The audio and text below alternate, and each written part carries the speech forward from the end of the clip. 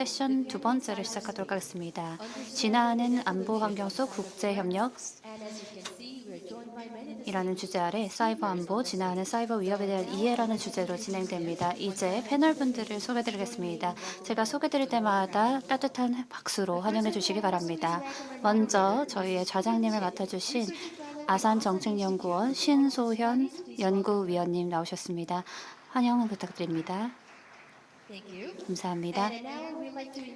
이제 패널분들을 소개드리겠습니다. 네일 제이 월시, UN 마약범죄사무소 글로벌 반부패 네트워크 사무국장님, 그리고 또 법직행 및 전략 네트워크 책임도 함께 맡고 계신 분이십니다. 큰 박수로 환영해 주십시오. 옆에는 앨리슨 피틀락, 스팀슨 센터 사이버 프로그램 국장 및 선임 연구원님 함께해 주셨습니다. 환영의 박수 부탁드립니다. 감사합니다. 마농 르블랑 유럽 대외관계청 사이버 조정관님 함께해 주셨습니다. 환영의 박수 부탁드립니다. 마지막으로 아이린 코르푸스 사이버 전문가 글로벌 포럼 전략운영위원회 위원님께서 나오셨습니다. 환영의 박수 부탁드립니다. 네, 이 소개로 이제 좌장님께 마이크를 넘기겠습니다. 감사합니다. 네, 감사합니다. 안녕하십니까, 여러분. 오늘 본 세션 제2세션에서 좌장을 맡게 되어서 큰 영광입니다. 먼저 한국 외교부에 감사의 말씀을 드리고자 합니다. 이렇게 의미 있는 컨퍼런스를 개최해 주신 데 대해서 감사의 말씀을 드리고, 또 카이스트의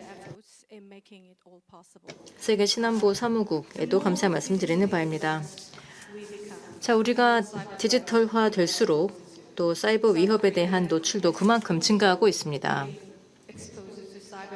한국도 예외가 아닙니다. 다양한 분야에서 또 다양한 행위자로부터 사이버 위협에 노출이 되어 있는데요. 그중에 대표적인 예가 바로 북한이라 할 수 있겠습니다. 북한은 모든 분야, 예를 들면 정부기관이나 군, 또 그 외에도 방산업체, 민간 분야 등등 다방면적으로 사이버 위협을 또 사이버 공격을 해오고 있습니다. 이를 통해서 탈취하거나 또는 시스템 파괴 등을 꾀하고 있습니다.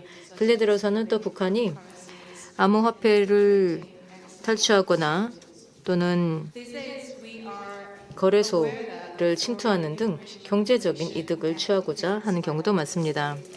자, 그렇다면은 이러한 이 사이버 공간에서의 국가 행위자, 비국가 행위자의 위협과 공격이라는 것은 결국은 우리 민주주의 그리고 또 우리 공공 담론의 정합성에 있어서도 위협이 될 수가 있습니다. 오늘날과 같은 사이버 공간 그리고 또 초연결된 사이버 공간이라는 것은 또 굉장히 다양하고 또 그러다 보니까 이에 대해서 다 세부적으로 논의를 하고 설명하는 것 자체가 굉장히 어렵다라고 할 수 있겠습니다. 그런 만큼 저는 이 논의에 대해서 한번 좀 정리를 해보고자 합니다. 일단 사이버 안보 분야에서 특히나 진화하는 사이버 위협에 대해서 한번 논의를 해보도록 하겠습니다.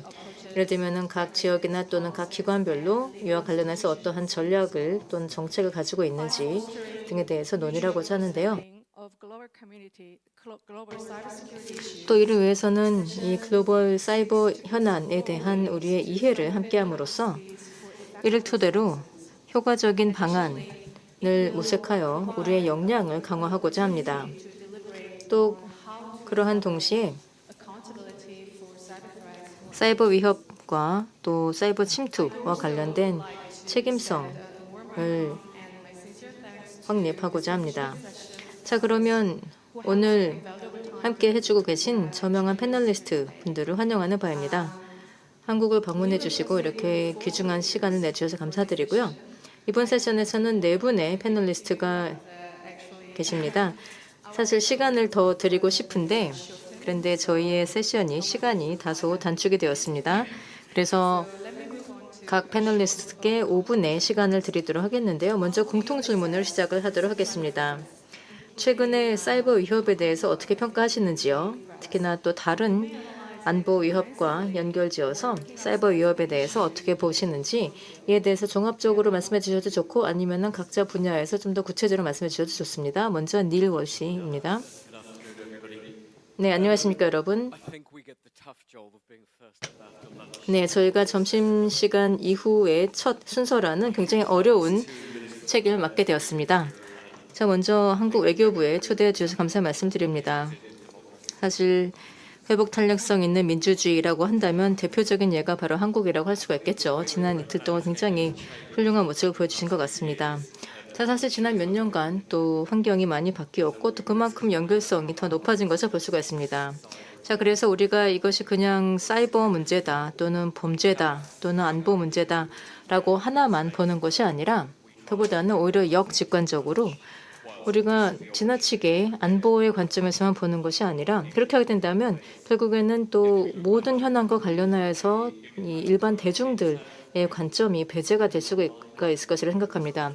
예를 들면 코로나 때 또 많은 아이들이 학생들이 온라인으로 수업을 받아 했었고 저희가 굉장히 많은 것을 온라인화해야만 했었는데 또 그러다 보니까 범죄자들이 예를 들면 또 오남용이라거나 사기라거나 또는 성범죄 등등 이런 모든 것들 사이버에서 발생하는 것을 볼 수가 있었습니다.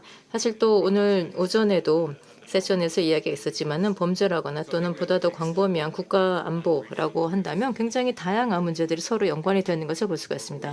그렇기 때문에 좀 더 넓게 조망해 볼 필요가 있고요. 그래서 우리가 개별 국가로서 또 한 지역으로서 이러한 위협에 대해서 전반적으로 조망하고 또 이에 대해서 어떠한 대응 방식이 있는지에 대해서 찾아볼 필요가 있다고 생각합니다. If we can't sit on TV, 또 한 가지 중요한 것은 일반 대중들이 이해할 수 있는 말을 할 수 있어야 된다는 겁니다. 예를 들면 우리가 TV 토론에서 같이 이야기를 할 수 있지 않는다면 아니면은 또 아이들과 이 위협과 관련해서 이야기를 할 수 있는 방식으로 대화를 할 수가 없다. 그러면 사실 우리가 제대로 일을 하지 못하는 것이라고 생각합니다. 또 그 외에도 여러 가지 다양한 뉘앙스들이 포함이 되어야 한다고 생각합니다. 연령이나 성별도 마찬가지인데요. 예를 들면 몇 년 전에 있었던 리스크를 보게 된다면 예를 들면 온라인의 성착취라고 한다면 대부분은 다 어린이들 또는 청소년들이라고 생각을 하였었는데 그런데 그렇지가 않고 성인들도 그런 경우가 많습니다. 그런데 이들이 도움을 요청할 방법을 찾지 못하는 것을 볼 수가 있었습니다. 자, 물론 이런 과정에서 국제협정이나 또는 법들도 지속적으로 만들어낼 수가 있겠지만 그런데 우리가 이것을 제대로 적용하지 않는다면 그리고 또 일반 대중들이 적용하지 않는다면 별 의미가 없을 것입니다. 네, 감사합니다. 리님께서는 비국가 행위자 그리고 개인들의 집중을 해서 말씀을 해주셨는데요. 이제 만홍님께 질문 드리겠습니다. 만홍님께서는 유럽연합에서 대외 관계청에서 근무하고 계십니다. 이분께서 국가 지원을 받는 행위자들에 대해서 말씀해 주시기 바랍니다. 네, 감사합니다. 저도 그러면 닐께서 말씀하신 것에 이어서 말씀드리자면요. 사실 이런 안보 환경 자체가 굉장히 많이 바뀌었죠. 이제 예를 들면 이와 관련된 사건 사고가 더 많이 증가했다거나 유형도 바뀌었고 뿐만이 아니라 또 우리가 지금 현재 일을 하는 그런 맥락, 다시 말해서 지정학적인 역학이라거나 또는 우리가 지금 현재 세계적으로 볼 수 있는 분쟁이라거나 또는 경합뿐만이 아니고요. 또 그 외에도 기술의 이용을 보게 된다면 물론 코로나 때문에 더 그렇기도 했지만은요. 보다 더 많은 사람들이 전 세계적으로 연결이 되는 것을 볼 수가 있었습니다. 또 물론 그러다 보니까 결국은 공격 표면도 그만큼 더 넓어졌다는 것을 볼 수가 있죠. 자, 오늘 오전에도 이와 관련한 논의가 있었습니다. 새로운 기술 또 신기술이 도입이 되고 증가를 하게 되면서 결국은 이것이 사이버 위협에도 그만큼 더 가중이 된다고 할 수 있겠습니다. 또 다른 한편으로는 이런 지정학적인 역학과의 연결 또는 중첩이 되면서 그만큼 안보 위협이 더 가중되고 더 복잡해진다고 할 수가 있겠습니다. 결국 이것은 우리 사회의 본질로까지 연결이 되는 것인데요. 예를 들면 우리의 핵심 인프라에 대한 사이버 공격이 있다고 생각해 보시기 바랍니다. 그러면 더 이상 식수가 안전하지 않고 에너지 공급이 끊기고 은행 시스템이 마비되고 GPS가 없다라고 한다면은요.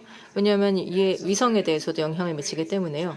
자, 만약에 이러한 상황이 발생한다라고 한다면 이것은 크나큰 문제가 아닐 수가 없겠습니다. 그렇기 때문에 이런 문제에 대해서 우리가 함께 대응을 하고 서로 간에 함께 협력을 하여서 우리 사회의 기능이 제대로 이어질 수 있도록 할 필요가 있는 것이죠. 바로 이러한 연결성 때문에 사실 우리가 90년대만 하더라도 뭐 인터넷 웜이라는 것에 대해서 걱정을 했었는데 이제는 더 깊숙이 들어가는 예를 들면 우리의 뭐 기관 망이라거나 이제 이런 것을 더 깊숙이 들어가는 것들, 예를 들면 랜섬웨어 같은 것들이 뭐 병원을 마비시킬 수도 있고 또 이러한 공격에 대한 축이 그만큼 더 증가했다고도 볼 수 있습니다. 예를 들면은 액티비스트의 공격도 더 증가하고 뿐만이 아니라 또 무력 분쟁에서 사이버전도 발생하는 것을 볼 수가 있습니다. 또 뿐만이 아니라 이러한 것이 우리의 일상으로까지 확산되는 것을 볼 수가 있고요. 자, 그래서 오늘 오전에도 사이버를 하나의 영역으로 이야기를 했었었는데 사실 90년대 말만 하더라도 지금만큼의 걱정거리는 아니었었습니다.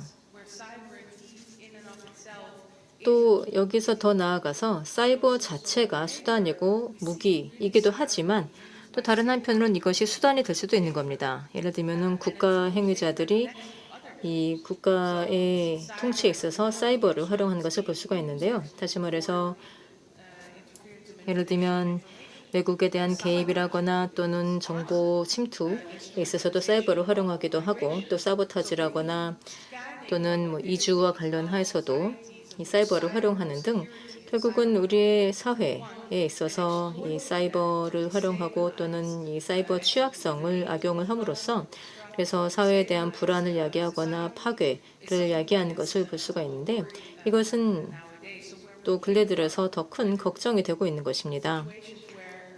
자, 그래서 저희 같은 경우에는 ICT 보안 문제가 어떻게 보자면 아직까지 좀 진공 상태에 있다라고 할 수가 있습니다. 그런데 이제는 더 이상 그렇지가 않고요. 이 사이버 정책이 사이버 전략이 이제는 보다 더 광범위하게 우리 사회의 취약성에 대응할 수 있는 방향으로 이런 사이버 전략이 발전되어야 한다고 생각합니다. 다시 말해서 사이버뿐만이 아니라 이런 보다 더 광범위한 지정학적인 역학과 연관지어 생각해 볼 필요가 있다고 봅니다. 네, 이제 앨리스님께 발언을 요청드리겠습니다. 앨리스님께서는 국제 사이버 안보 거버넌스 그리고 또 유엔의 구조의 관계에서도 일을 해오셨는데요. 사이버 위협에 대해서 전반적인 글로벌적인 동향을 말씀해 주시고 또 이러한 것들이 국제 거버넌스와 어떤 관련이 있는지 말씀해 주십시오. 네, 감사합니다. 주최 측에 이렇게 함께 할 수 있도록 초청해 주셔서 진심으로 감사드립니다. 굉장히 토론을 흥미롭게 들었습니다. 오후 세션도 굉장히 기대하고 있습니다. 네, 저도 월요일에 유엔에서 세션에 참가를 했는데요. 워킹그룹을 통해서 사이버 보안 문제들을 다뤘습니다. 그리고 여기에서는 사이버 위협 동향에서 늘 얘기를 하는데요. 그래서 제가 이번 주 내내 사이버와 관련된 토론에 참여를 하고 있습니다. 그래서 거기서 들은 얘기를 조금 공유를 드리도록 하겠습니다. 왜냐하면 지금 진화하는 사이버 위협 환경을 설명하는 다양한 방법이 있습니다. 다양한 테크닉이나 주체들에 대해서도 얘기를 할 수가 있고요. 그래서 저는 이러한 사이버 위협의 국제 환경과 국제 평화와 안보에 미치는 영향에 대해서 말씀을 드리고자 합니다. 그리고 만웅님께서 말씀을 하셨다시피 사이버 작전들이 지금 현재 툴로서 다른 정치적인 용도로 쓰이고 있다라고도 말씀을 드리고 싶습니다. 굉장히 많은 우려가 사이버 작전과 특히 무력 분쟁에서 사용되는 사이버 작전에 대해서 많이 나오고 있습니다. 우크라이나 전쟁뿐만 아니라 가자 지구에서도 나타나고 있듯이 여러 인도주의적인 문제도 있고 또 민간인을 상대로 활용되고도 합니다. 그러면서 긴장이 고조되기도 하죠. 하지만 또 사이버 작전은 또 하이브리드 전의 툴이 되기도 합니다. 또 강압의 용도로 쓰이는 도구가 되기도 합니다. 그러니까 분쟁까지는 가진 않더라도 이런 강압적인 행위를 가능케 하는 툴이 되고도 있습니다. 여러 사이버 역량을 활용한 공격들이 이뤄지고 있고요. 여기에 어떻게 그것을 관리를 할 것인지 그리고 또 그렇게 하기 위해서 어떤 역량이 있는지에 대한 우려도 있고 질문도 있습니다. 그리고 또한 우려가 있는 것이 또 전력 그리드 뭐 아니면 물 시스템 아니면 교통 시스템 이런 중요 인프라를 겨냥한 공격들에 대한 우려도 있습니다. 어떠한 시스템도 이렇게 침해가 된다면 보안에 문제가 생긴다면 공공 안전이 저해가 될 수 있고요. 문명이라든지 전체적인 사회가 영향을 받을 수도 있고 또 무력 분쟁이 발생할 수 있습니다. 사이버 같은 것은 이러한 모든 활동의 어떤 범위라기보다는 여기에 또 포함되어 하는 것이 바로 이 선거 과정에서의 개입에도 활용된다는 부분이 종종 간과되는 것 같습니다. 2024년 같은 경우에는 전례 없는 정도로 전 세계에 많은 선거가 있었습니다. 그를 통해서 이러한 이슈들에 대한 우려가 이제 많이 표명이 된 것 같습니다. 그리고 마지막으로는 인권에 대한 영향입니다. 바로 인간의 자유에 대한 영향인데요. ICT의 오용이 이루어지는 경우에는 일부 소외되는 계층이 생길 수도 있고 공동체가 생길 수도 있다는 것입니다. 그렇게 되면서 인권 문제가 발생하고요. 그리고 이러한 내용들이 점점 더 문서화되고 있고 잘 정리가 되어 있습니다. 예를 들어서 뭐 감시 기술의 판매라든지 아니면 침투 기술 그리고 또 개인정보 침해를 하는데 사용되는 그런 기술들에 대해서 정보가 나오고 있습니다. 여기까지 말씀을 드리고 이제 이어가겠습니다. 감사합니다, 엘스님. Irene, you bring a lot of experiences in 아, management. So, have you? I- Can you explain? 아이리님 중동 지역에서도 북아프리카 지역에서 많은 경험이 있으신데요. 지금 메나 리즈는 그러니까 중동 지역에서는 어떠한 경험들이 나오고 있는지 말씀해 주시죠. 감사합니다. 네, 기빈 여러분. 이렇게 초청을 해주셔서 진심으로 감사드립니다. 여러분 안녕하십니까?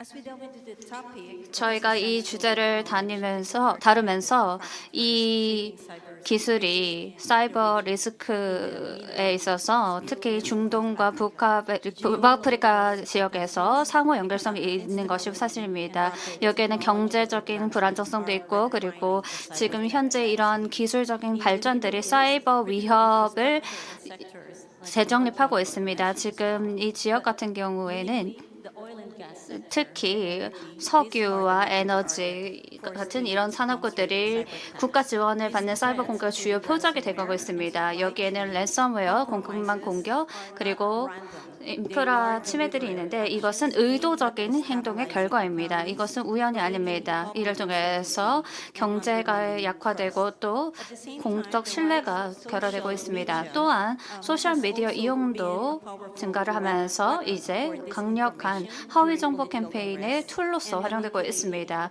또한 이를 통해서 여론이 조작되기도 합니다. 다양한 액티비스트 그룹이 이러한 사이버 공격에 관여를 한 바 있고요. 이러한 공격들 같은 경우에는 서비스 차질을 야기할 뿐만 아니라 사람들의 인식에 영향을 주고 있습니다. 어노니머스 같은 그런 해킹 그룹, 액티비스트 그룹이 했던 그런 경우를 보시면요.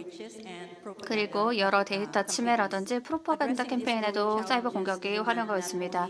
이러한 것에 응전을 하기 위해서는 우리의 경각심뿐만 아니라 적극적인 협력이 필요할 것입니다. 그렇다면 국제 평화와 안보에 미치는 영향은 무엇일까요? 이러한 사이버 위협은 초국경적인 특성이 있습니다. 국제 평화와 안보에 영향을 미치고 있습니다. 서로 패권을 두고 경쟁하는 국가들은 사이버를 무기화해서 서로에게 스파이 활동을 실행하고 있습니다. 또한 지정학적으로 서로 경쟁을 하는 국가들은 핵심 자산을 겨냥하고 있습니다. 그러면서 영내 불안정성이 커지고 있는 것입니다. 그렇다면 이러한 것의 여파는 무엇일까요? 특히 중동 지역에 있어서의 영향이 큰데요. 사우디 아람코를 겨냥했던 샤문 공격 같은 경우에는 3만 개 이상의 PC를 감염시켰습니다. 이것을 통해서 수천 개의 서비스 기기에서 데이터가 사라지게 되었고요. 그리고 휴일 직전에 시작되어서 영향이 상당했습니다. 이 샤문 공격이 발생했던 것을 보면 그 이후로 계속해서 버전 업그레이드가 된 것을 알 수가 있습니다. 지금 2.0 버전도 나오고 있는 것입니다. 또 워너크라이 공격도 한 예시입니다.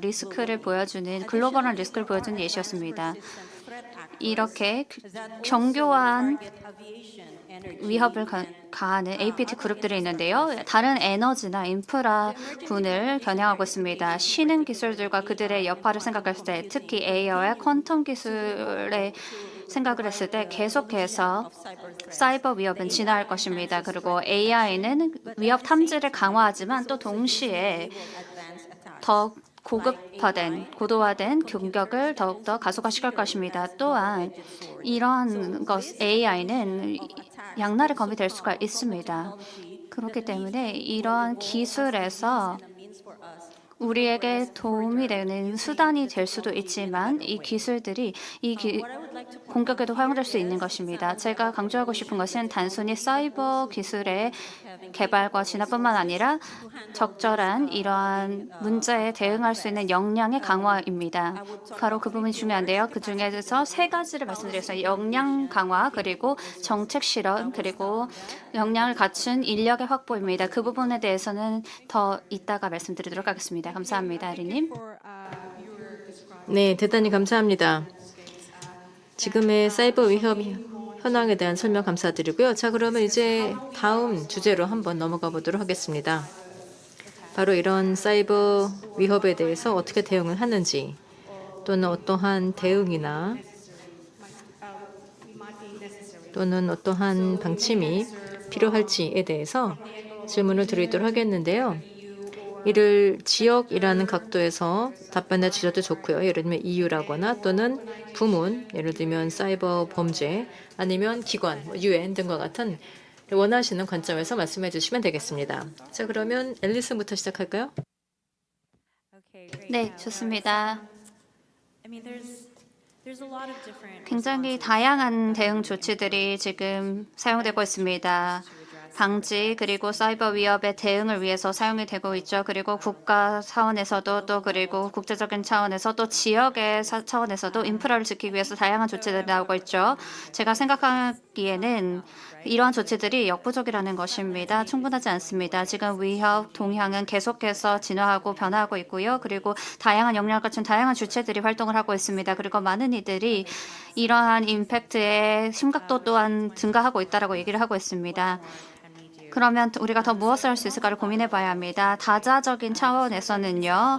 먼저 우리가 행동 조치에 기반을 수립해야 할 것입니다. 프레임워크를 만들어서 우리가 ICT 활용에 있어서의 체계를 마련해야 하는데요.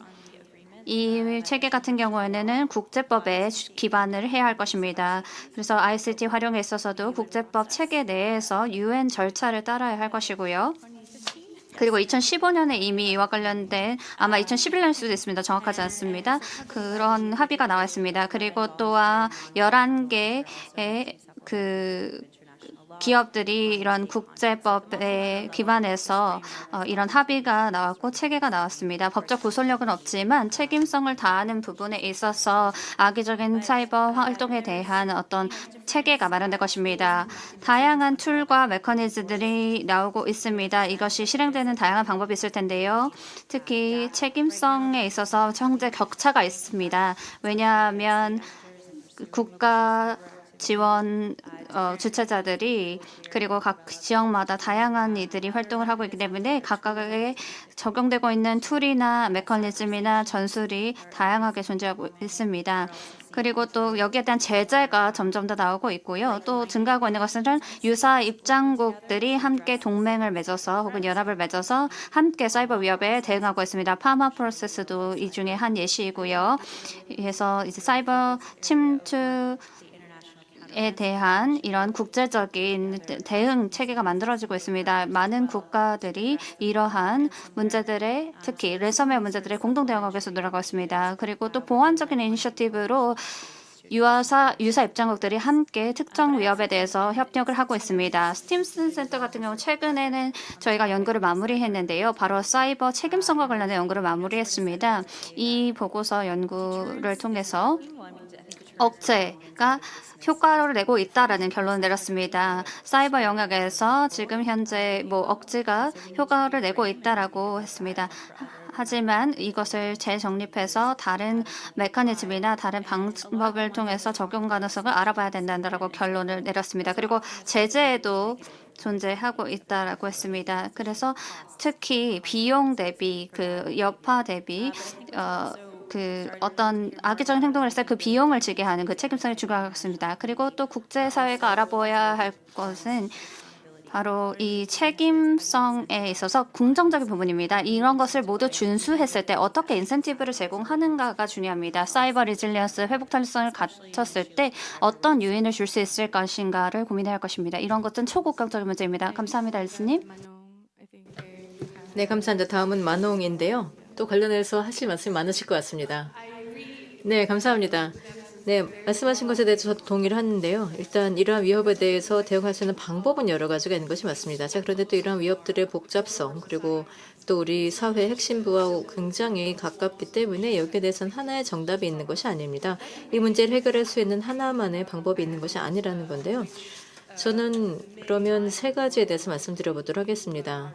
또 현재 EU에서 하고 있는 작업, 바로 이러한 위협에 대해서 대응하기 위해서 현재 EU에서 하고 있는 작업도 바로 이 세 가지 방향과 관련된 것인데, 첫 번째는 바로 회복 탄력성입니다. 회복 탄력성과 준비 태세인데요.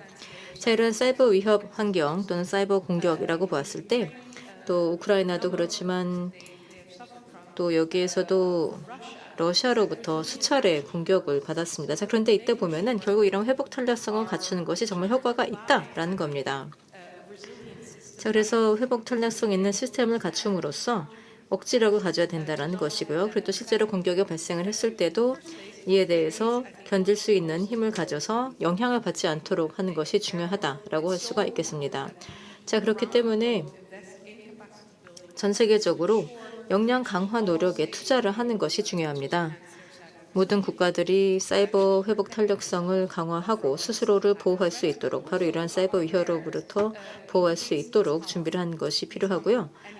그리고 또 이러한 공격이 발생한다라고 했을 때 또 이에 대해서 견딜 수 있는 힘을 강화해야 한다는 것이죠. 사실 우리가 이 사이버 공격이 발생하지 않는 세상에서 사는 것은 거의 불가능할 것이기 때문에 공격이 발생했을 때 이를 버틸 수 있는 힘이 필요하다는 겁니다. 자, 그렇다면 이와 관련해서 저의 범사회적인 방식은 어떤 것이 있을까?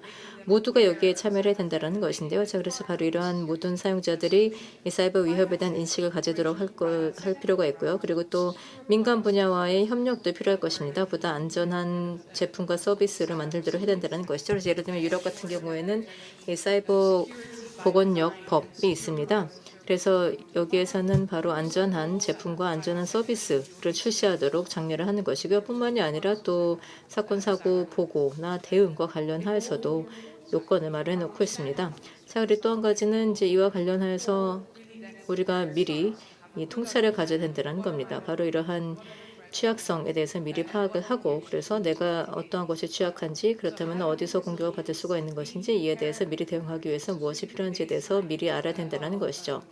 자, 그래서 결국 이런 사이버 위협에 대해서 사전에 대비를 하고 준비를 하는 것이야말로 사이버 사건 사고를 방지하는 데 최선의 대응이 된다고 할 수 있겠습니다. 자, 여러분, 두 번째는 이 사이버 대응이 어떤 것이 있는가? 다시 말해서 이러한 악의적인 이 사이버 행위자들에 대해서 대응을 하기 위해서 우리가 가지고 있는 툴이 어떤 것이 있을까? 한 가지는 외교적인 방식을 활용하는 겁니다. 그래서 바로 이러한 악의적인 사이버 행위를 억제하기 위해서 외교적인 노력을 할 수도 있다는 겁니다. 예를 들면 이에 대해서 이 책임을 파악을 하여서 제재를 가한다거나 이런 것이 한 가지 방법이 될 수도 있겠지만, 물론 이것이 충분하지 않을 수도 있습니다. 또 그런 경우에는 다른 비대칭적인 방식도 찾을 필요가 있습니다. 이런 지속적인 비국가 행위자를 파악을 하고 이들에 대해서 분석을 할 필요도 있다는 것이죠. 그래서 우리가 지금 가지고 있는 다양한 방법을 활용할 수가 있습니다. 이들의 동기나 또는 이들의 목적이 무엇인지를 보다 분석을 한 다음에, 그래서 우리가 가지고 있는 정치적인 또는 경제적인 방법을 활용함으로써 이들의 행위에 대해서 억지를 할 필요가 있을 것입니다. 그리고 또 세 번째로 제가 강조하고자 하는 것이 바로 국제협력입니다. 실제로 국제협력이 필요한 것이 바로 이러한 사이버 위협과 관련된 현황에 대해서 이해를 하고 정보를 교환하고, 또 우리의 사이버 회복력을 강화하고, 또 이런 사이버 공격이 발생을 했을 때는 함께 대응을 하는 것이 필요하기 때문에 국제협력이 필요하다는 것입니다. 그렇게 하기 위해서는 결국은 또 규범적인 기반이 필요합니다. 수용 가능한 행동, 수용 가능하지 않은 행동이 무엇인지에 대해 사전에 정의를 하고, 그런 다음에 국제사회로서 함께 대응을 하면서, 예를 들면 유엔에서도 250 보고서에서도 나와 있듯이 바로 이와 관련된 어떠한 행위가 가능한 것인지 등에 대해서 함께 합의를 하고 이에 대해서 대응을 함께 해나갈 필요가 있다는 겁니다. 이렇게 하면서 책임 있는 국가 행위를 장려할 필요가 있고요. 또 그렇게 하기 위해서는 우리의 국가 시스템에도 이를 반영해야 될 것이고, 그렇게 함으로써 할 수 있는 것, 할 수 없는 것에 대한 규범적인 베이스라인이 있다라는 것을 명확하게 할 필요가 있다라는 것이죠. 자, 그리고 또 한 가지는 이제 앞서서 제임스도 말씀해 주셨는데요. 이 키친 논쟁, 예, 제가 보기에는 바로 이 국제 협력이라는 것이 바로 우리가 필요로 하는 키친 논쟁이라고 생각합니다. 그런데 키친에서 논쟁만 하는 것이 아니라 거기서 더 나아가서 함께 요리를 할 필요도 있다고 봅니다. 그렇게 함으로써 우리가 UN 프레임워크, 즉 책임 있는 국가 행위에 대한 논의만 하는 것이 아니라 우리가 결국 또 이를 실제로 이행하기 위해서 함께 요리를 할 필요도 있다고 생각합니다. 그렇게 함으로써 사이버 공간에서의 안정성과 안전에 있어서 이것이 바로 기반이 될 것이기 때문입니다. 또 책임 있는 행동을 하지 않는 국가 행위자들, 비국가 행위자들에 대해서는 책임을 물을 필요가 있을 것이고 감사합니다. 네, 감사합니다. 이제 이 접근법을 조금 바꿔서 질문 드리고 싶습니다. 조금 더 실질적인, 그러니까 요리를 하는 실용적인 얘기를 해보고 싶은데요. 아이린님과 닐님께 질문 드리겠습니다. How do you think about the approach, the response we need 우리의 대응 조치에 대해서 사이버 위협에 대응하는 접근법을 어떻게 다르게 해야 할까요? 새로운 관점으로 실용적으로 가져가기 위해서는 어떻게 해야 될까요? 왜냐하면 두 분 모두 역량 강화에 있어서도 관여를 해오셨는데요.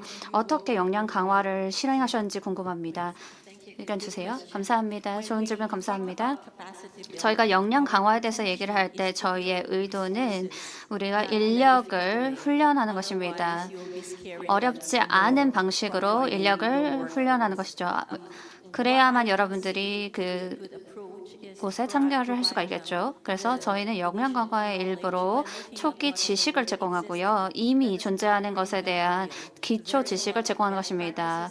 그것이 굉장히 중요한 모범 사례이고요. 여러분들이 활용할 수 있는 방법입니다. 예를 들어서 관리 시스템, 예를 들어 ISO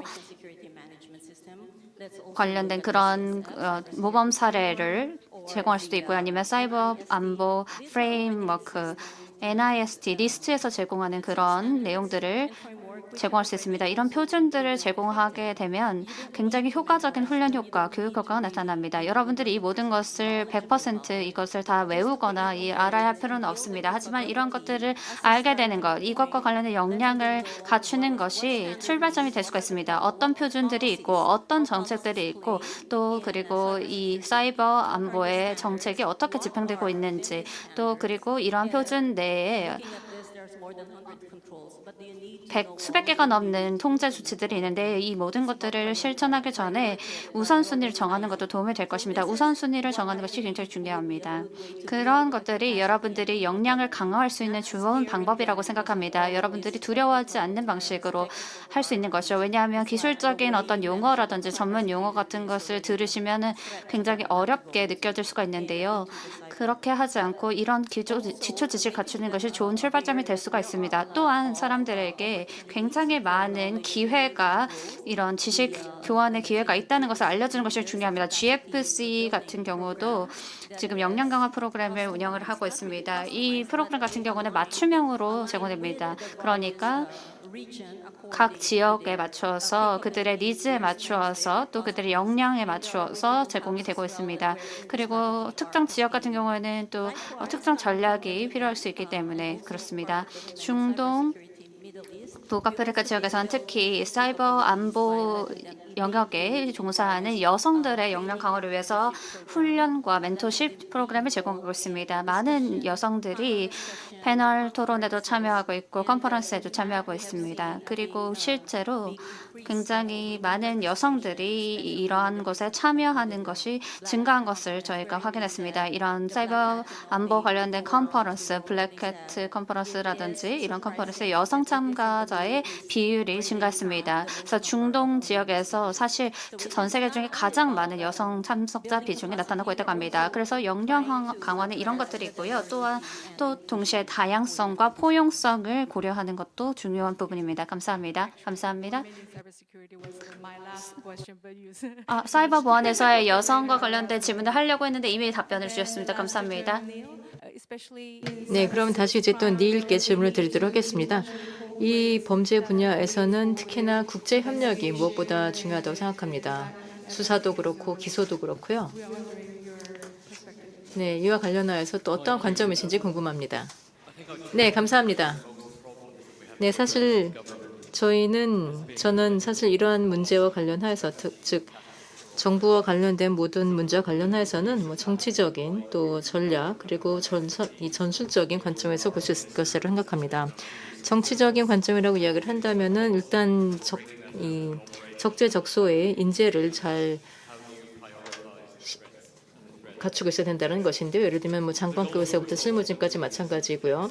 자, 그리고 또 기술 분야에서도 마찬가지라고도 할 수 있겠는데 오늘 오전에 나왔었던 말 중에서 제가 기억이 남는 것이 결국 이 개발자들 또 엔지니어들의 의사결정 과정에 대한 참여와 관련된 겁니다.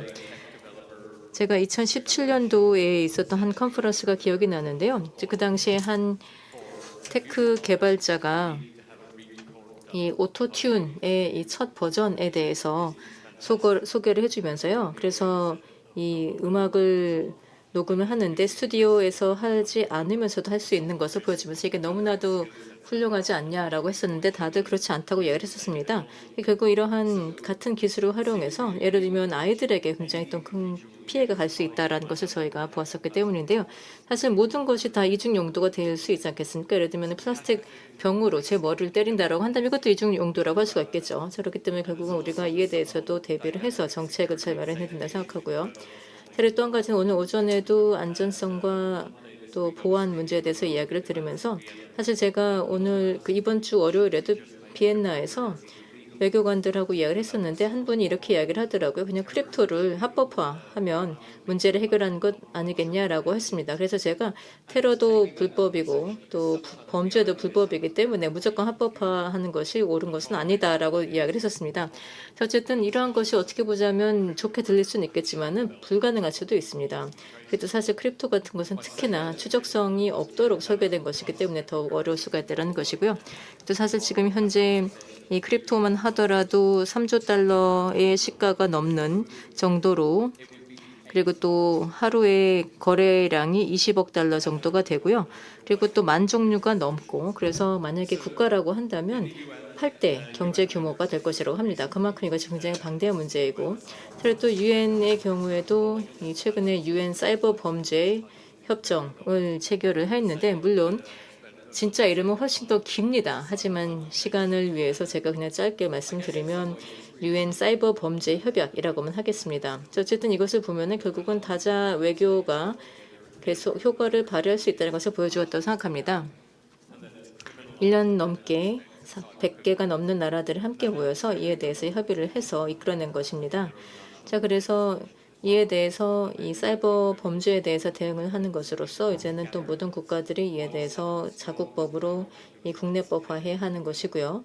그렇게 함으로써 이제 또 유엔의 모든 범죄와 관련된 협정에서는 다 인권에 대해서도 좀 강조를 하는 것처럼 이것도 마찬가지입니다. 그리고 마지막으로 말씀드리자면은 저희가 또 아프리카에 미션을 갔을 때 이제 제가 미션 단장으로서 갔었는데 아프리카에서의 이러한 이 역량 강화가 되는 것을 보면서 굉장히 놀랐었습니다. 자, 그런데 사실 역량 강화라는 것은 항상 모두가 다 일괄적으로 적용되는 것은 아니라고 생각합니다. 아프리카 같은 경우에는 기술적으로는 많이 발전하였지만 그런데 예를 들면 정치적으로는 그렇지 않은 경우도 있고요. 자, 그리고 또 특히나 바로 정치적인 정책적인 중요성에 대해서는 잘 아는데 그런데 이를 실제로 이행할 만한 이 예산이 없는 경우도 있는 것을 볼 수가 있기 때문입니다. 자, 그래서 제가 말씀드리고자 하는 것은 결국 우리가 항상 이런 말을 하죠. 문제라는 것은 결국은 의자와 키보드 사이에 있다라는 것. 다시 말해서 결국 인간의 문제다라는 것입니다. 오늘 오전에도 우리가 인간 이야기를 했지만은요. 사실 이런 협작이라는 것은 먹을 수도 마실 수도 없는 것이죠. 다시 말해서 우리가 뭔가를 변화를 만들어내려면 결국은 이것을 운영화해야 된다라는 것이고 그러려면 결국 이런 위협에 대해서 이해를 하고 또 특히나 이런 위협이 국가별로 지역별로 차이를 가질 수밖에 없다는 것을 이해를 해야 된다는 겁니다. 그리고 또 오늘 뭐 LLM에 대해서도 이야기를 했는데 또 그 위협도 이해를 해야 되는 것입니다. 예를 들면 온라인에서 아이들에 대한 위협이라거나 또는 성착취와 관련된 문제라거나 그리고 또 사실 아직까지도 이 온라인에서는 주로 영어를 많이 쓰고 있는데요. 그리고 또 LLM 같은 경우에도 영어에 대해서 주로 투자를 하고 있습니다. 자, 그렇다면은 뭐 한국이나 또 다른 나라들에서는 어떻게 되는 것인지 이와 관련된 형평성이 있어야 되는데 그렇지 않은 것을 볼 수가 있습니다. 그래서 아직까지 해야 할 일이 굉장히 많고요. 또 아직까지 우리가 극복해야 되는 간격이 굉장히 많다고 할 수 있겠습니다. 자, 그러면 마지막으로 말씀드리자면 굉장히 많은 기관들이 공격력을 가지고 있는데 그런데 또 이러한 기관들에 있어서 어떻게 보자면 또 방어력이 없는 경우도 있을 수가 있는데요. 이러한 모든 것을 갖춰야 된다고 생각합니다. 감사합니다. 네, 감사합니다. 저희가 공동 질문은 다 이제 답변에 들어갔습니다. 지금 우리가 공동으로 직면하고 있는 사이버 위협이 무엇인지 또 우리가 어떻게 공동으로 대응할 수 있을지에 대한 답변을 들어봤습니다. 저희가 각 사이버 보안 분야, 안보 분야의 전문가를 모셨기 때문에 이제 더 특정적인 구체적인 질문을 각 패널분께 드리도록 하겠습니다. 패널분께서 덧붙이고 싶은 말씀이 있으시다면 언제든지 발언해 주시오. 만옥님께 질문 드리겠습니다. 네, 제가 알기로는 EU 사이버 보안 전략을 그리고 또 툴박스를 개발하기 위해서 몇 년간 함께 하신 것으로 알고 있는데요. 그럼 이와 관련하여서 어떠한 노력이 들어갔는지, 그래서 EU에서 최근에 사이버 위협에 대해서 대비를 하기 위해서 그리고 또 이를 국제 기구화하기 위해서 어떤 노력을 기울이고 있는지 말씀 부탁드립니다. 네, 감사합니다. 제가 앞서서 말씀드렸었던 것, 이런 이 전방위적인 접근법이라고 하자면은요, 우리가 사이버 위협에 대응하려면 바로 이러한 것이 필요하다고 생각합니다. 이게 어떤 의미인지를 말씀을 드리자면은요, 제가 아까도 말씀드렸었던 어떤 마법 같은 하나의 방법, 만병통치약 같은 한 가지 방법, 이로써 모든 사이버 위협이 끝날 것이다라는 그러한 방법은 존재하지 않습니다. 결국은 이 스펙트럼 전체에서 우리가 이에 대해서 대응해야 된다는 것인데 어떤 의미인가? 일단 인식을 제고해야 되겠죠. 그래서 인식 제고 캠페인을 할 필요가 있고 그렇게 함으로써 엔드 유저들이 이에 대한 인식을 가지도록 해야 된다는 겁니다. 또 제품 개발에 있어서도 우리가 이 ICT 제품 서비스의 안전을 담보해야 된다는 겁니다. 이것을 입법할 수가 있을 것이고요. 그리고 또 핵심 인프라, 기관 인프라에 대해서도 더 이 보건력을 강화할 수가 있습니다. 저희가 최근에도 또 두 번째 이 사이버 보건력법을 도입을 한 바도 있습니다. 뿐만이 아니라 또 우리의 이 사이버 외교 툴박스도 개선을 하여서 악성 사이버 공격에 대응할 수가 있을 것이고요. 또 이에 더해서 대응력을 강화할 수도 있습니다. 그래서 회원국들이 이런 사고에 대해서 대응을 하도록 하는 것이고 또 관련된 이 보고 기능을 업데이트를 하고 예를 들면 국가 간에 이와 관련된 이 TF를 만들 수도 있겠죠. 그렇게 함으로써 이러한 위협에 대해서 모든 국가들이 인지를 하고 또 이와 관련된 대응을 할 수 있도록 다양한 툴을 사전에 제공을 할 필요가 있다고 생각합니다. 그리고 제가 이 스펙트럼에서 또 다른 차원에서 말씀드리자면요. 바로 이런 사이버 공격에 대한 제재를 도입할 필요도 있고 또 그 외에도 위협과 관련해서 예를 들면 러시아와 관련된 위협과 관련해서는 사실 이것은 사이버 위협뿐만이 아니라 또 다른 사이버와 관련된 다른 위협들도 있는데 그래서 이에 대해서는 또 다른 제재 방법을 마련할 필요도 있을 것입니다. 또 그 외에도 사이버 방어 정책을 도입함으로써 그래서 이를 우리의 이 군사력에 적용할 필요도 있을 것이고요. 저희가 지금 보고자 하는 것은 결국은 이러한 스펙트럼 전체를 보면서 말씀드렸었던 인식 제고, 역량 강화에서부터 또 대응 방식까지 전방위적으로 대응을 하면서 서로 간에 상호 지원을 하자라는 것입니다. EU 내에서 또 파트너들과 함께 대응을 함으로써 바로 이러한 악성 사이버 공격에 대응을 하도록 하는 것입니다. 그렇게 함으로써 다양한 관점에서 대응을 하는 것도 가능해질 것이고요. 또 결국은 강력한 파트너십을 갖추고 있는 것이 굉장히 많은 도움이 됩니다. 우리가 27개 회원국인데요. 그래서 27개국들이 또 네트워크를 만들게 되면은 우리의 합은 힘이 더 커지게 되는 것입니다. 또 저희가 굉장히 다양한 예를 들면 사이버 대사 네트워크도 있고 또 관련된 정치적인 전략 등과 관련 네트워크도 있고 그만큼 우리가 함께할수록 더 힘이 세진다고 생각합니다. 그런 만큼 우리가 글로벌 방식으로 협력을 할 필요도 있을 것이고요. 앞서서 앨리슨도 말씀하셨지만은 다자 방식으로 협력을 할 필요도 있고 또 저희가 유엔 내에서도 이와 관련된 커뮤니티를 만들기 위해서 많은 노력을 기울이고 있습니다. 예를 들면 개방형 워킹그룹 지난 몇 년간 저희가 이러한 방식을 통해서 논의를 하고 있는데 글로벌 커뮤니티를 지속적으로 만들어 온 것입니다. 바로 사이버 분야에서의 평화와 안보를 더 강화하기 위한 이런 네트워크를 저희가 유엔에서부터 만들고 있는 것이고요. 그리고 저희가 이 네트워크를 더 강화하고자 하는 것인데 이와 관련해서는 유엔 내에서의 하나의 상설 조직으로 만들므로써 저희가 이를 더 강화하고자 노력하고 있습니다. 그래서 유엔 내 국가 책임 있는 국가 행위의 프레임워크 이런 것도 사실 국제법을 기반으로 하는 것인데요. 이를 토대로 하여서 우리 이 네트워크를 조직화함으로써 그래서 또 회원국들이 사이버 협력을 함께 할 수 있는 일종의 집을 마련해 주고자 하는 것입니다. 그래서 혹시라도 예를 들면 이 기관망에 대한 공격 같은 것을 겪게 된다면 이에 대해서 함께 공유를 하고 논의할 수 있는 장이 될 수가 있는 것이죠. EU에서도 이러한 문제가 발생을 하는 것인데요. 그렇게 함으로써 우리가 각 차원에서 또 각 커뮤니티에서 필요한 툴을 만들어서 사이버 공격에 대한 억지를 할 수 있도록 하는 것입니다. 네, 감사합니다. 만호. 네, 혹시 한국 국가 사이버 안보 전략을 읽어보신 적이 있는지요?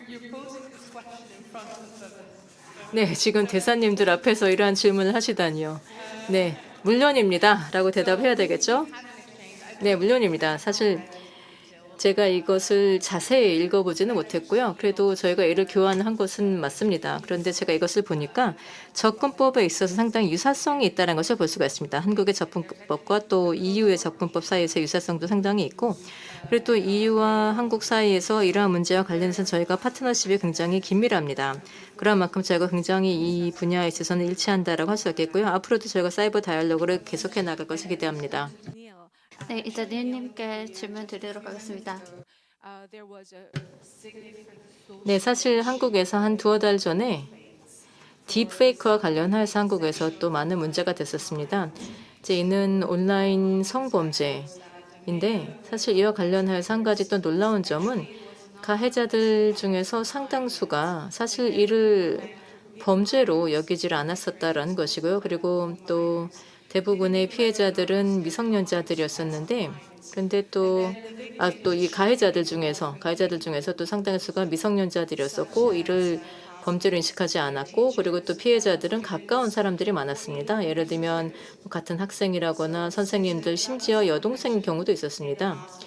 자, 그래서 이와 관련하여서 또 지난 8월에 이와 관련된 유엔 협약이 이 초안이 성안이 되었고 그래서 지금 현재 유엔에서 이를 채택하고자 절차를 거치고 있는데요.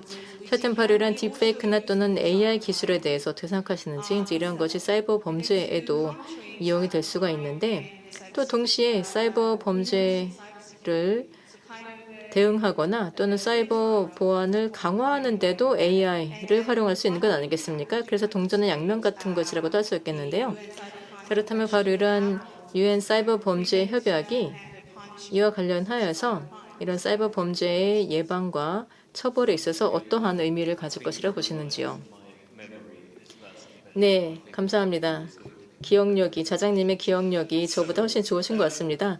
제가 이 질문을 다 기억할 수 있을지 모르겠는데요. 자, 일단 먼저 딥페이크 문제는 굉장히 큰 우려가 되는 것이 맞습니다.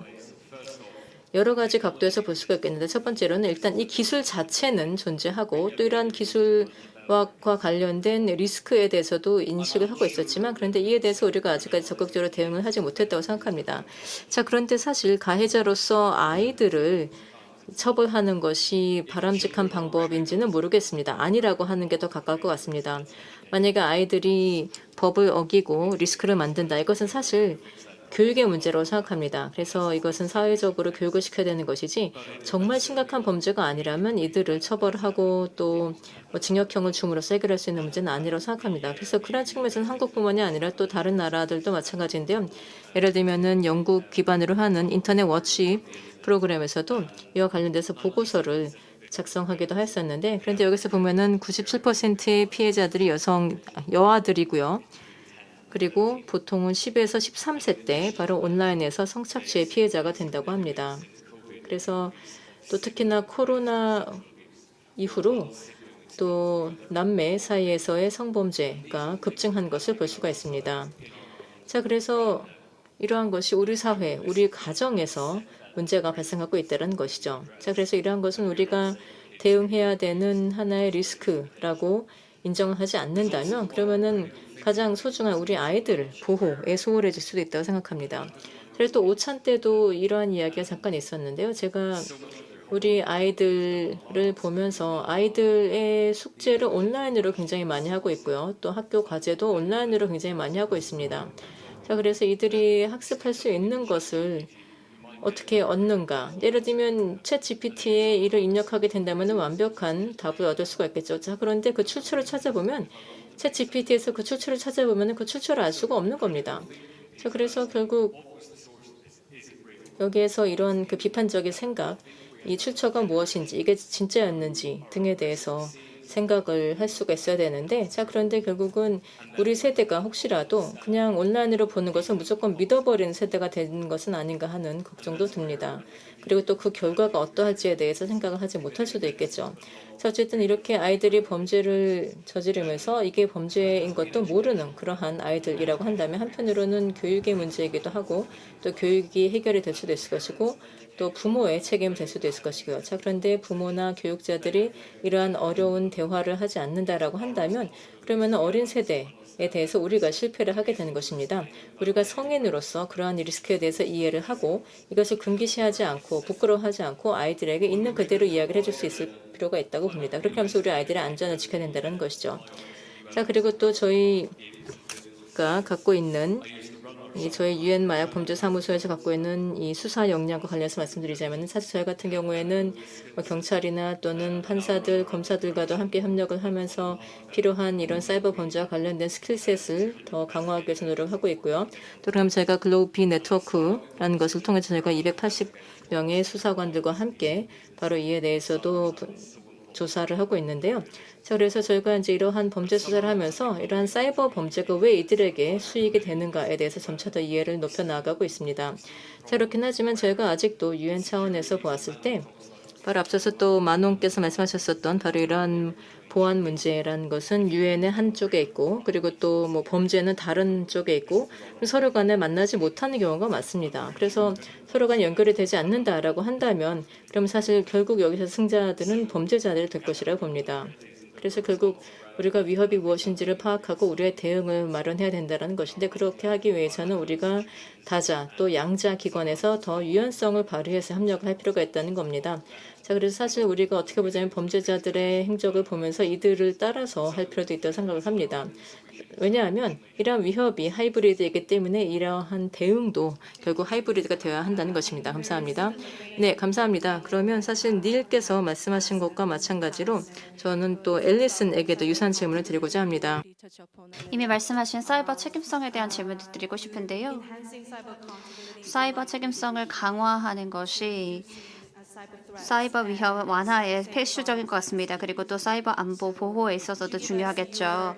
그렇다면 앨리스님, 이 부분에 대한 의견을 주시겠어요? 왜 우리가 사이버 책임성을 강화해야 하는지 그리고 또 가장 큰 이렇게 하는 데 있어서 가장 큰 어려움이나 장벽은 무엇인지 말씀해 주십시오.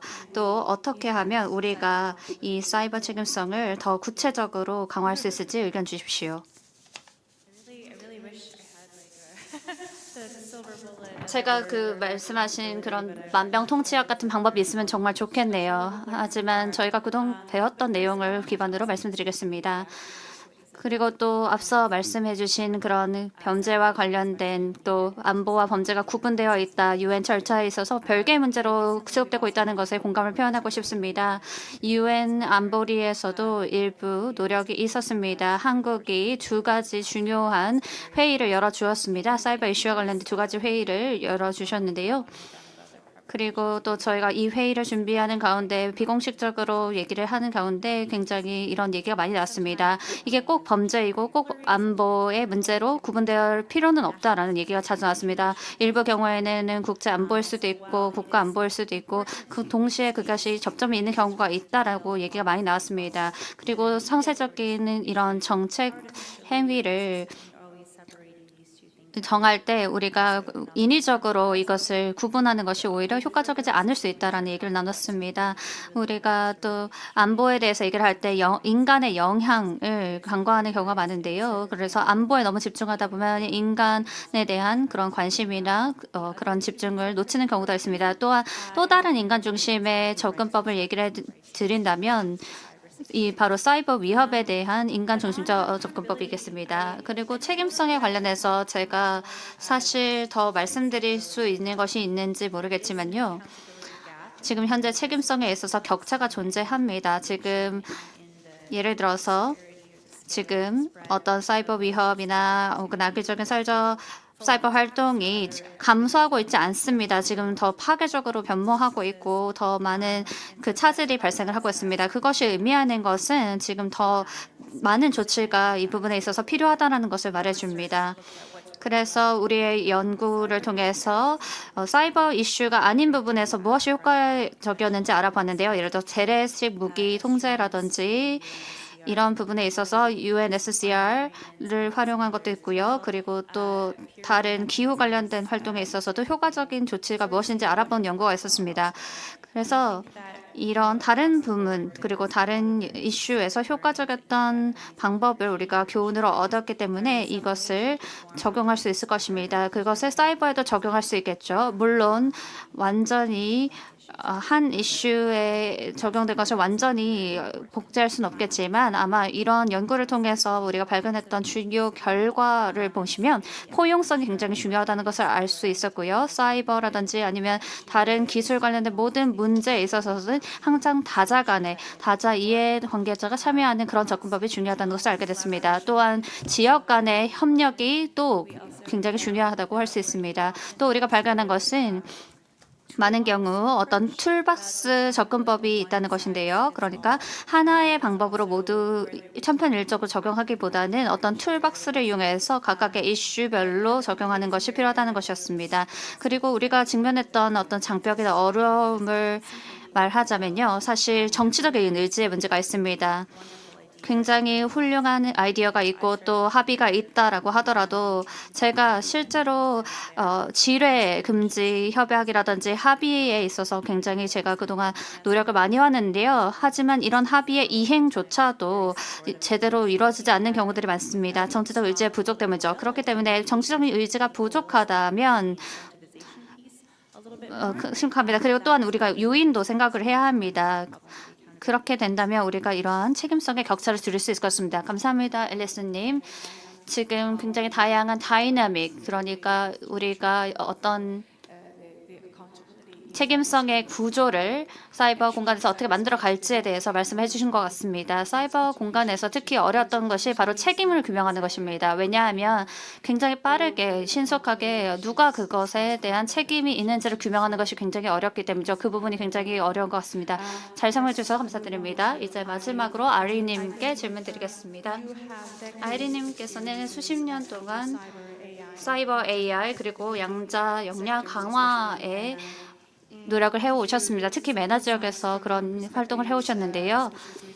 아이리님께서 특히 역량 강화 또 사이버 안보와 관련해서 관점을 주시면 좋겠습니다. 이미 얘기를 좀 해주셨는데요. 아이리님 같은 경우는 특히 사이버 안보 분야의 여성 역량 강화에 힘써 오셨습니다. 특히 미나 지역에서 그랬습니다. 그리고 사이버 보안 분야에서의 여성 인력 강화가 굉장히 중요한데 한국에서는 그 부분에 대한 관심이 충분하지 않은 것 같습니다. 그래서 이 부분에 대해서 말씀 부탁드립니다. 네, 감사합니다. 사이버 보안에서의 여성 인력은 사실 2018년부터 저희가 그 프로그램을 시작했습니다. 그때는 9명 정도가 여기서 일했습니다. 그다음에 쿠웨이트, 사우디 그리고 이집트 이렇게 각 국가에 1명씩 정도밖에 없었습니다. 근데 이제 사이버 분야에 일하고 있는 여성 인력이 매너지역에서 이미 3,000명이 넘었습니다. 그리고 이 분야에 진입하려는 여성들이 굉장히 많죠. 저희가 처음 시작했을 때는 약 12% 정도만 여성 인력의 비중이 있었습니다. 최근에 저희가 진행했던 설문보자를 보았을 때 이제 그 여성 비중이 25%입니다. 이것은 사이버 보안 분야에서 여성 그 프로그램의 효과이기도 하고요. 또한 인식이 제고된 덕분이기도 합니다. 이러한 여성들의 참여 비중을 높이기 위한 인식 제고가 있었고 또 그들을 또 신규로 진입한 이들을 환영하는 그런 프로그램도 있었습니다. 그리고 새로운 통계를 보면 이 분야의 엔지니어링, IT의 분야에 얼마나 여성들이 진입을 하고 또 그들이 고용되는지 최근 통계를 보면은 도움이 될 것입니다. 이들은 우리 세대는 아닐 수도 있습니다. 하지만 다음 세대, 아이들 세대일 수 있습니다. 바로 이 다음 세대, 아이들의 세대가 이런 부분에 열정을 다할 수가 있고 이들이 이러한 업계에 진입할 수 있도록 도와주는 것이 중요합니다. 그리고 또한 GFC 같은 경우도 최근에 어떤 옵션이자 플랫폼을 찾았는데요. 바로 우리의 여성 비중 또 참여율을 높이는 방법을 찾았습니다. 여성들이 사이버 안보 분야에 더 참여할 수 있도록 하기 위해서 이 역량 강화 프로그램을 진행하고 있는데요. GFC 같은 경우는 이 지역의 허브로 활동하고 있습니다. 사실 북미와 아시아, 유럽 그리고 아태 지역 등에도 이런 허브를 갖추고 있는 그런 네트워크입니다.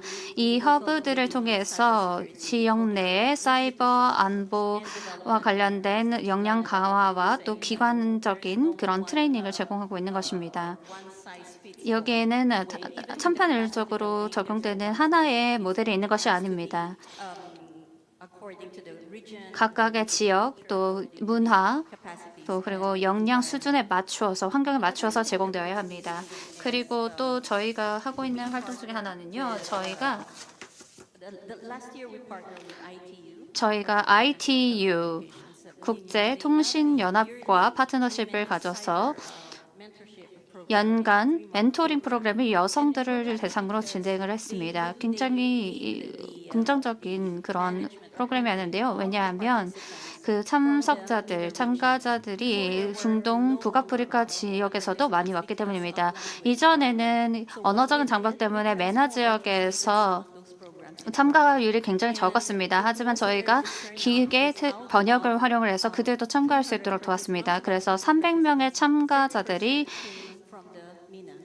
중에서 15% 정도가 메나 지역에서 참가를 했습니다. 굉장히 고무적이고요. 이것이 보여주는 것은 우리가 현재 우리의 프로그램이 이 지역에서 많이 알려지고 있다는 것을 의미합니다. 그리고 또 Capture the Flag라든지 라이브 해킹이라는 프로그램도 진행을 했습니다. Capture the Flag 프로그램을 통해서 저희가 첫 해에는요.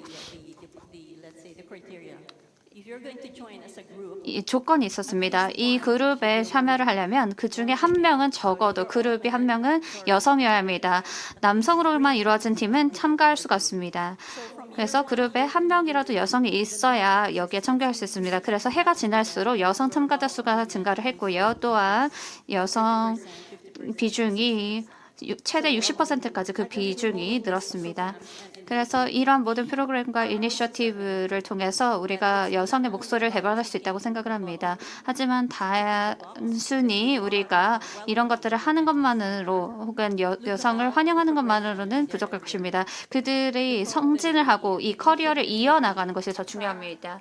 이니셔티브를 통해서 그들을 유지시키고 또 그들의 역량을 강화하고 그들이 이어가도록 하는 것이 중요합니다. 승진을 하지 않고 그들이 그냥 계속 밑에 머무르다가 떠나도록 하면 안 될 것 같습니다. 네, 그것이 저의 질문과도 관련이 깊은데요. 리더십 레벨은 어떻습니까?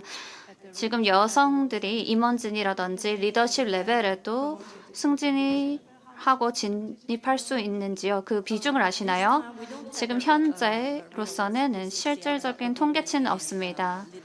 그 리더십 자리에 있는 여성 비중을 정확히 알지는 못하는데요. 하지만 저희 목표는요.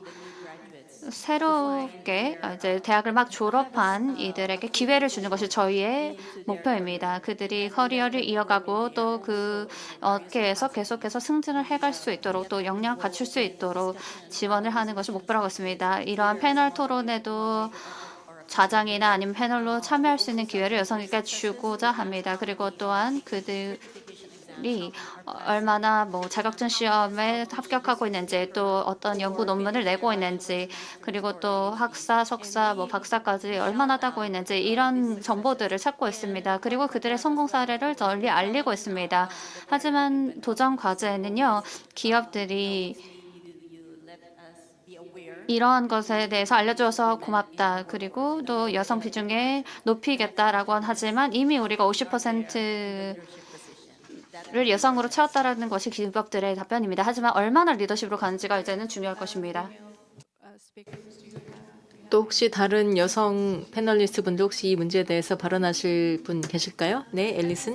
echo that. I think it's 네, 저도 동감을 표현하고 싶습니다. 굉장히 이 부분을 언급하는 게 중요하다고 생각합니다. 제가 이런 젠더, 국제, 사이버 안보와 관련된 또 그리고 참여와 관련된 부분에서 저도 연구를 진행을 했는데요. 굉장히 중요한 토픽입니다. 그리고 이들이 가지고 오는 그 사이버 작전에 가져오는 영향도 우리가 관심을 가져야 합니다. 여기에 대한 연구가 많이 나오고 있고요. 예를 들어서 그 젠더에 따라서 어떠한 영향이 그게 나오고 있는지에 대한 연구가 많이 나오고 있습니다.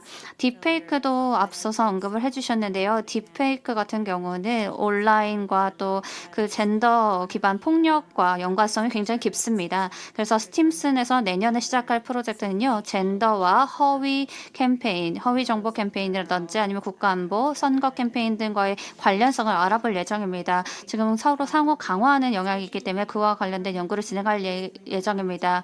그리고 또 의도치 않은 리스크도 발생하고 있는데요. 예를 들어서 기술을 개발하는 데 있어서 우리가 이해하진 못하지만 어떤 무해한 앱도 공동의 어떤 어플리케이션 되면서 악용될 수 있다는 것입니다.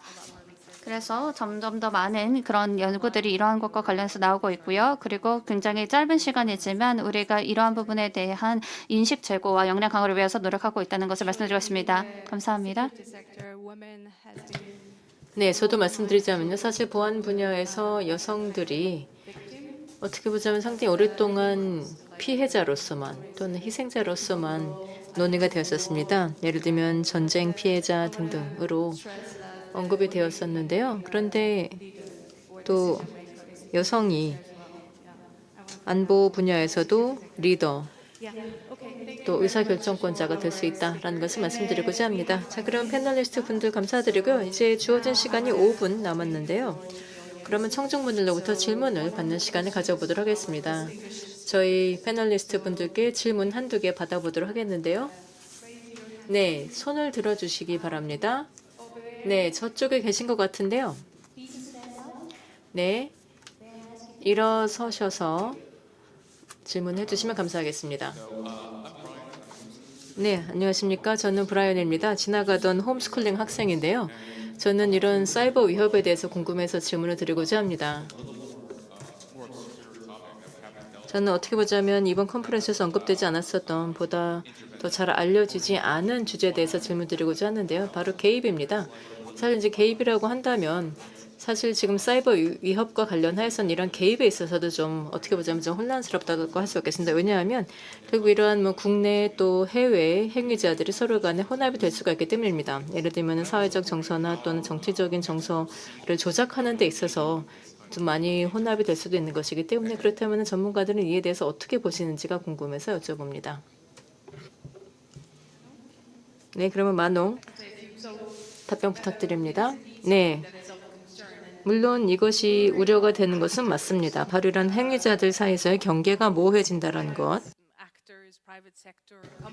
민간 분야도 그렇고 또 다시 말해서 민간 기업들도 그렇지만 또 액티비스트 또는 범죄자들이 국가와 협력을 한다거나 그렇게 함으로써 또 악성의 사이버 활동을 하면서 또 각기 다른 의도나 각기 다른 목적으로 그러면서 또 서로 간에 도와주면서 또 그러면서 킬체인의 각기 다양한 분야에 대해서 맡아서 활동을 한다라고 한다면 굉장히 또 이에 대한 대응 자체가 복잡해지는 것은 맞습니다. 그리고 이것이 굉장히 우려가 되는 트렌드인 것도 맞고요. 자, 그럼 여기에서 다시 한번 책임성에 대해서 말씀을 드려보고자 하고요. 또 동시에 규범적 프레임워크에 대해서 말씀드려보고자 합니다. 즉 우리가 국제 차원에서 동의를 했었던 규범 원칙 등인데 여기서는 국가들이 이제 이러한 활동, 자국에서 이러한 활동을 억제하기 위해서 노력을 해야 된다는 것, 그래서 이런 사이버 범죄를 억제하려고 노력해야 된다는 것, 그렇게 함으로써 기관망을 보호하고 그렇게 하면서 또 다른 나라로 이것이 확산되는 것을 방지할 필요가 있다는 것이죠. 그래서 이러한 분야에 있어서 우리가 최선을 다할 필요가 있다고 생각하고요. 자, 그리고 이런 사이버 범죄에 대해서 보게 된다면 사실 이런 책임 귀속보다는 먼저 국가가 바로 이러한 규범과 규칙, 원칙, 즉 국제적으로 합의한 원칙에 대해서 이행을 하는 것부터 시작을 해야 된다는 겁니다. 이러한 것은 특히나 우리 지역에서 우리 국가에서 비국가 행위자들 또 범죄 행위자들에 대해서 억지를 하는 노력해야 된다는 것이죠. 그리고 또 이제 이와 관련해서 이 유엔의 협약도 있고 바로 이 사이버 범죄와 관련된 협약도 마련된 만큼 사실 이런 행위자들 사이에서의 경계가 모호하다라는 것은 우려가 되는 것이 맞고요. 그러한 만큼 결국은 국가들이 이러한 조치를 더 강화할 필요가 있다고 봅니다. 물론 그렇다고 해서 모든 국가들이 다 할 수 있다는 것은 아니라고 봅니다. 왜냐하면 사실 인센티브를 생각한다면 결국 또 정치적인 의지를 생각해 볼 필요가 있는데요. 자, 그렇다면은 러시아 또 북한에게 있어서 뭐 특정 행위자들을 억제하는 데 있어서 이들에게 어떠한 정치적인 의지나 또는 인센티브가 있을 것인가를 물어볼 수가 있겠죠. 답은 뻔한 것이고요. 자, 그렇기 때문에 물론 결국은 글로벌 커뮤니티에서의 인센티브 그리고 또 정치적인 의지가 있어야 된다고 생각합니다. 그렇게 함으로써 이런 이 규범 프레임워크에 준수하지 않음으로써 여기에 대해서 제재를 가할 수가 있어야 된다는 것이죠. 국제법 전문가로서 제가 덧붙이자면은 지금 개입이라는 용어를 사용해 주셨는데요. 유엔 헌장 2.7조에 보시면 비개입의 원칙이 나와 있습니다. 그리고 대부분의 국제위원회들이 이러한 원칙을 준수하고 있고 이것이 사이버 공간에도 적용이 된다는 걸 인정하고 있습니다. 만약에 어떤 다른 외국 국가로의 어떤 개입 활동을 의미하신다면 이러한 금지 2.7조에 기반한 금지가 적용될 것입니다. 이것을 위반하는 것은 국제법 위반입니다. 국제법에 이런 것들이 나가고 있습니다. 만약에 이 개입을 만약에 얘기를 하셨다면 만옥님의 설명이 충분했던 것 같습니다. 저희가 30초만이 남아 있습니다. 혹시 다른 질문이 더 있을까요? 네, 좋습니다. 뒤쪽에 계신 분이요.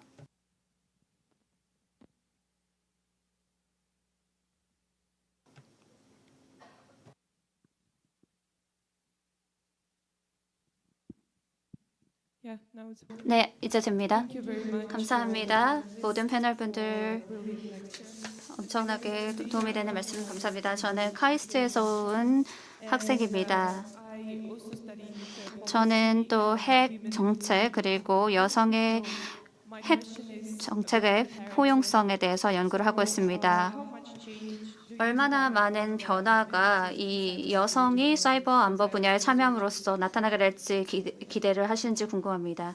이 부분에 있어서 여성의 포함이 참여가 얼마나 큰 변화를 가져올까요? 감사합니다. 우리는 정기적으로 또 자주 민간 부문의 참여를 통해서 설문조사를 진행하고 있는데요. 그리고 또 글로벌적으로 여성 참여의 영향을 알아보고 있습니다. 또 GFC에서도 자체적으로 설문조사를 진행을 하고 있습니다. 이 설문조사를 실시를 할 때 중요한 것이 모든 산업을 다 포함시키려고 노력을 하고 있습니다. 핵심 인프라 산업뿐만 아니라 다른 교육, 병원, 은행, 그리고 교통, 통신 분야 등에서의 영향도 알아보고 또 모든 지역에 걸친 영향을 알아보려고 노력하고 있습니다. 제가 앞서 말씀드렸다시피 작년에 나온 설문조사 결과를 보면 이미 여성들의 참여 비중이 늘어나고 있습니다. 또한 미국 같은 경우에는 지금 사이버 부문에서도 다양한 참여가 나타나고 있고 지금 현재 이러한 협력을 통해서 인식 제고를 위해 애쓰고 있습니다. 지금 현재 단순히 여성을 포함하는 것을 저희가 그런 기준으로 보고 있는 것이 아니라 양자 기술에는 여성이 얼마나 참여하고 있는지 또 스템 분야에는 또 사이언스 분야에는 얼마나 여성이 참여하고 있는지를 다 폭넓게 알아보고 있는 것입니다. 패널분들 또 청중분들 진심으로 감사드립니다. 제가 1분 정도 이미 지났기 때문에 마무리하겠습니다. 감사합니다. 네, 큰